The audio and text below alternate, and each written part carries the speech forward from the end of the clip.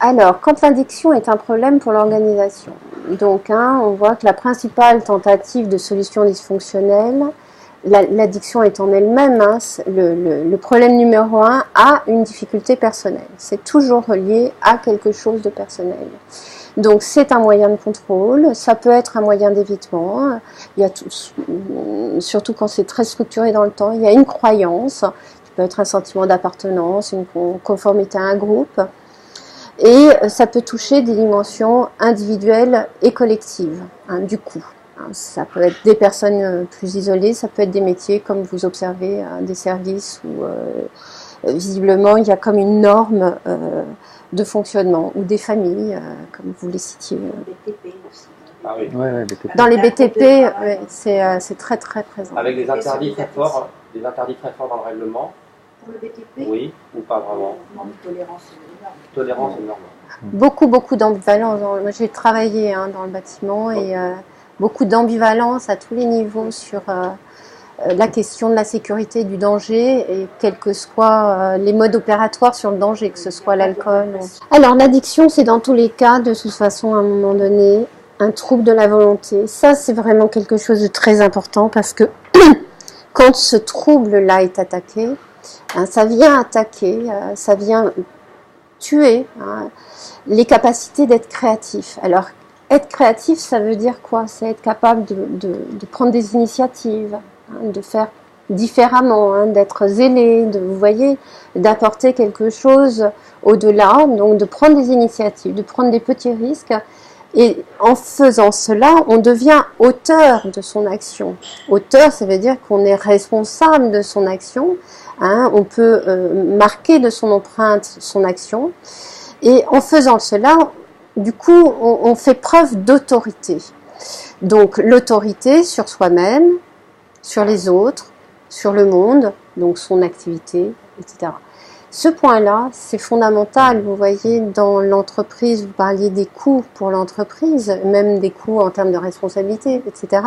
Parce que quand il y a une norme sociale qui s'introduit, effectivement, s'il y a l'accident, et ce qui est très peu mesuré encore à l'heure actuelle, c'est les coûts réels.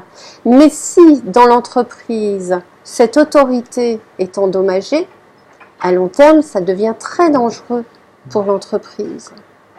Parce que ça veut dire qu'elle a, entre guillemets, à un moment donné, des gens qui vont devenir de plus en plus, on va les appeler des bras cassés, et puis ensuite, et on se retrouve, on voit beaucoup ça dans les administrations, des services entiers où tout d'un coup, on parque comme ça, et l'entreprise devient de moins en moins créative et performante. Et ça vient défier l'autorité même de l'institution, justement, de l'ordre.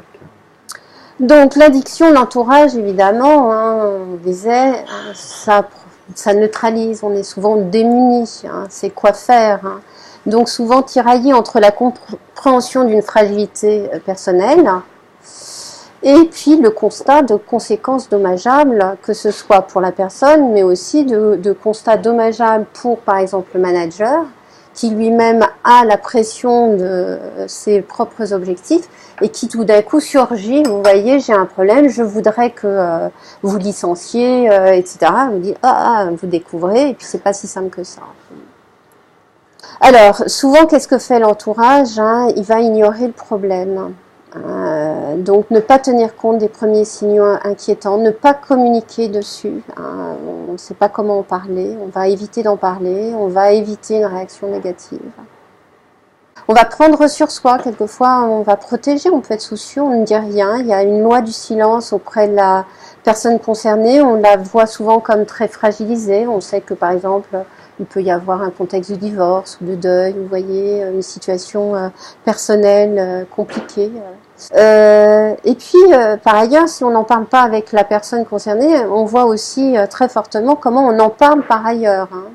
Par ailleurs, tout le monde va en parler dans son dos, sachant que quand on parle dans le dos de quelqu'un, pourquoi pas si on arrive à trouver des solutions pour aider, mais souvent on est démuni parce qu'on va finir par se dire il faudrait qu'elle change, il faudrait qu'elle prenne conscience, il faudrait qu'elle avoue son problème, etc.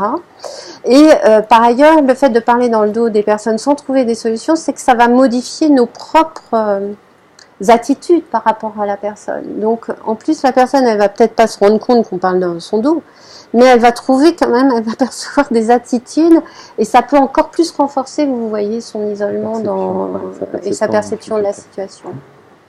Et puis, il y a des situations où on va surprotéger, c'est-à-dire que là, alors on voit les managers qui vont avoir tendance à prendre sur eux, mais on va faire à la place d'eux. Vous voyez, et plus on fait à la place de quelqu'un, moins on va la remettre dans son contexte de travail, plus on lui signifie implicitement qu'elle est incapable. Donc en fait, elle est encore plus isolée quand il y a ces pratiques-là. Donc nous, on voit vraiment des entreprises parfois où la surprotection, donc qui consiste à cacher les erreurs, à corriger les erreurs, à la faire à la place du collaborateur, à réduire ses exigences professionnelles, mais tant pis, on peut pas compter sur elle, bon, ben, on lui donne plus rien à faire, etc. Et du coup, parfois, ça peut être de faire entendre raison. Donc là, on va essayer de contrôler la personne, on va essayer d'avoir une action directe sur elle. Donc on va tenter de la raisonner, d'exiger de la rigueur, de la volonté, de l'engagement, d'apporter des preuves face au déni. Et donc ça fait partie, si on est trop direct, de faire entendre raison. La personne n'est plus dans le raisonnable, en fait. Elle est avec son problème.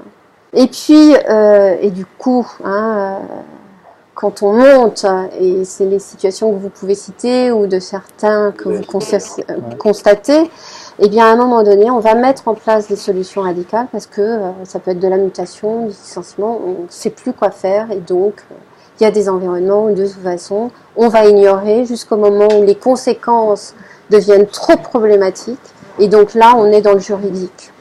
Ils réalisent en fait que le piège, c'est de vouloir les aider, en fait, ça les rend complices. Et ça, c'est assez recadrant. Recadrant, en fait. Tout d'un coup, il faut responsabiliser à tous les niveaux et là où c'est possible, parce que c'est pas moralisant.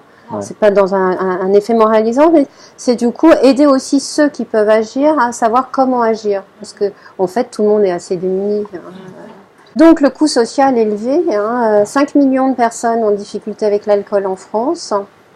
150 000 héroïnomanes actifs ou substitués, environ 200 000 consommateurs de cannabis à problème. Un problème, absolument un problème. Un problème. Et là, vous voyez, ne sont pas croisés les effets sédatifs et l'alcool, parce que si on mettait là-dedans les sédatifs, on sait qu'en France, on est dans une forte addiction aux médicaments.